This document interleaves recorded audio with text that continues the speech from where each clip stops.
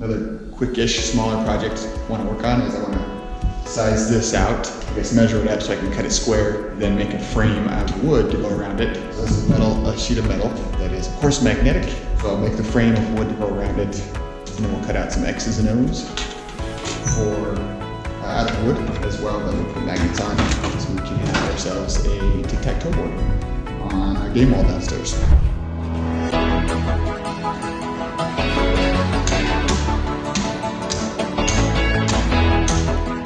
Alright, so I got a couple of sheets of tin, some sheet metal here, that came from some scrapped drinking fountains from the school. So right now I'm just soaking this sticker with a wet rag to see if I can get it scraped off. The square that I cut out, it's 13 inches by 13 inches. We're going to be using this to build another game for our game wall downstairs at the studio house that involves magnets. So we're going to let that soak for a few more minutes and see if that sticker comes off.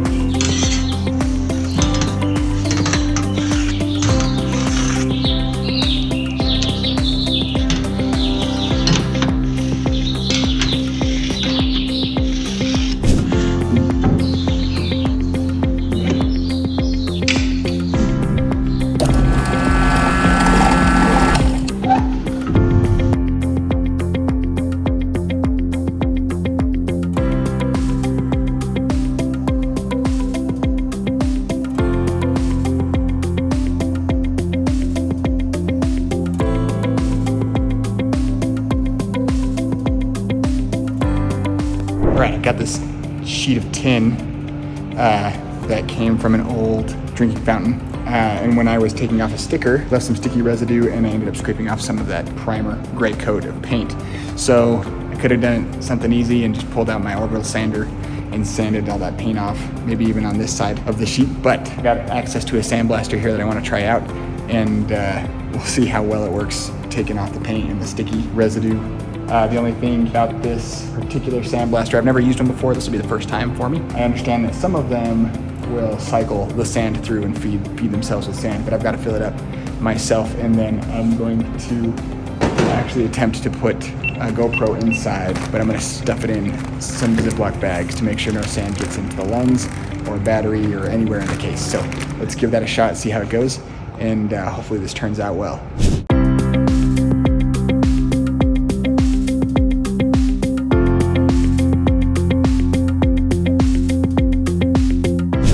That was a great big old bust. Sandblaster didn't take anything off of it. Maybe I wasn't using it right. We'll just resort back to using an orbital sander and we'll get this done at the studio house. I might take the back side of this to a little bit of a grinder just to clean up all the burrs from drilling the holes, but I guess we'll just have to work on the frame, the wood frame, and like I said, we'll sand that another day at the studio house, so bummer.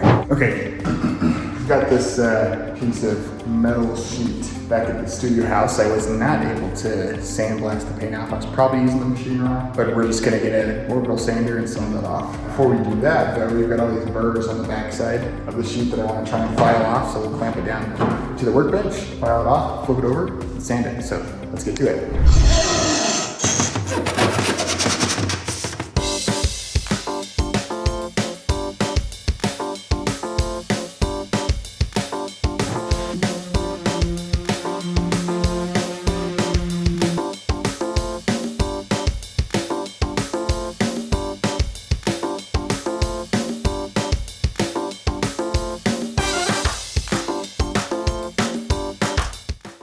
Alright, so we got the back side filed. We got all those holes, the burrs filed off. And then we got got this inside sanded down and all the paint's off. Now we're just gonna see, got this piece of board that I wanna screw the sheet to.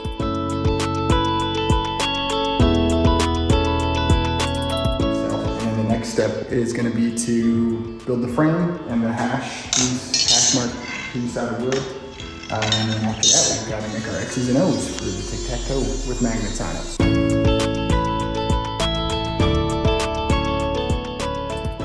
All right, this afternoon we're going to try a couple of things with our Tic Tac Toe board that we're making. First is we've got to cut our frame. We've got all of our lines marked, everything measured there.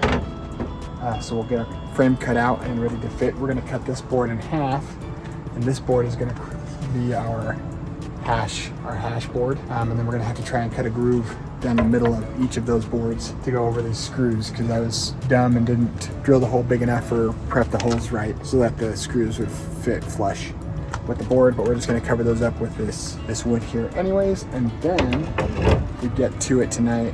We're gonna try and split this board in half, so then we can make our X's and O's out of that. We're probably not gonna get the X's and O's cut out, but hopefully we can get the board cut in half at least lengthwise. So let's get inside to where the saws are and get started.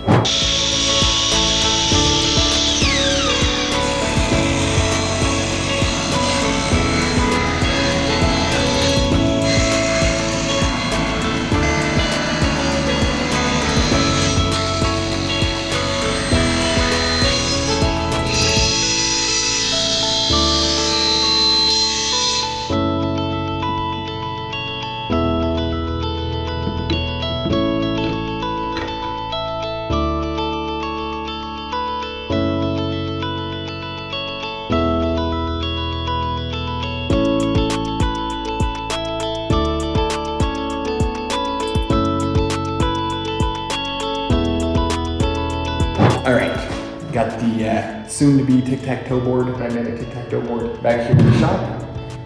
Studio house, I need to still do a little bit of shaping around the board itself to get it to fit. And man, it is so hard. All you professional woodworkers out there are probably laughing at me. Man, it's so hard to get things just right. And I'm so impressed when woodworkers make things look like they were made to fit together. So I've probably muffed this up. But I've got these grooves mostly cut out. I think I'm gonna pull out a burr and a Dremel to clean those up. We'll see how it works on this harder wood. I've only ever used it on a softer wood. Because I've got all four of these started, and I'm afraid I've got some cut deeper on this side of the board facing you guys than I should have gotten cut. So then we've also got these 4 pieces with a little groove and channel cut in them to fit over the screws here. And that's what's going to be fitting in the grooves that we cut in the frame. We'll have to finagle those just a little bit as we get the board put together. And then we're going to test out this Airstrike UOB battery powered brad nailer gun and see if it's got enough juice in it to put nails through this harder wood. So I believe it's cherry, that's what I'm using. It's just scrap from a brother's wood project that he does. So anyways, I'm gonna work on this a little bit more today and see how far we get, and hopefully we get a decent amount done. So let's get to it.